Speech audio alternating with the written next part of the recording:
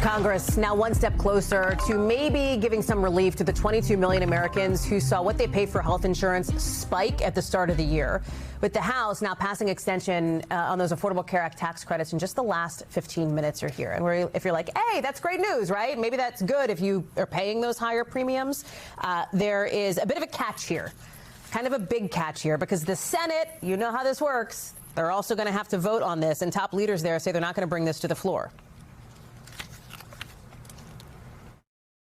I don't think there's no appetite to do a straight-up extension. We've had that vote, as you know, already. But we'll see what happens from the working group, and if they can come up with something that has reforms, and we'll go from there. Okay, so that's the politics. What's the reality here? There's one estimate showing a family of four making about $45,000 a year will now see premiums go up from $0 to $1,600 a year. Families making more than that, $75,000 to $110,000 a year, could be double that. Bottom line, prices going up. Unclear what Congress is going to do about it, if anything. Julie Tsirkin is watching all of it from Capitol Hill. So you have this vote. The House did it. Obviously, you see the skepticism from the Senate. As we lift ourselves out of the weeds, give us the TLDR on what's going to happen next year. Are people going to be able to see lower costs anytime soon, or is this a new reality?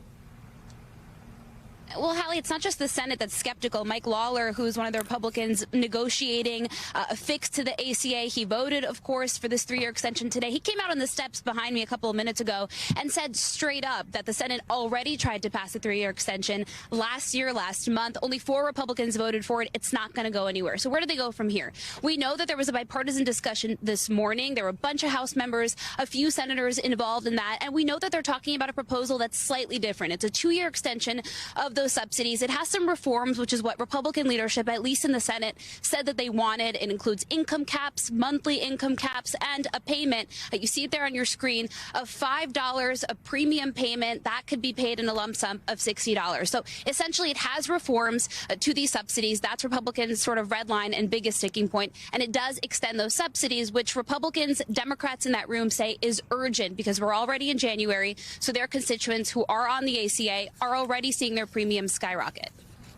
And Julie, in addition to that, I talked to Senator Lindsey Graham.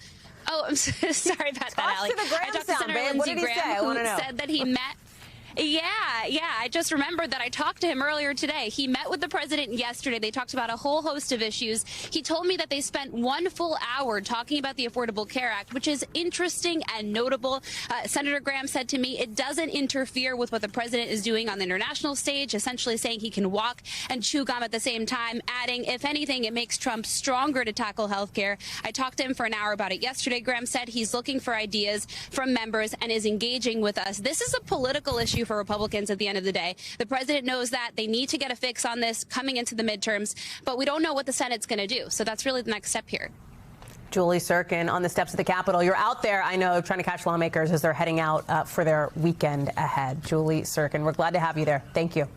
We thank you for watching. And remember, stay updated on breaking news and top stories on the NBC News app or watch live on our YouTube channel.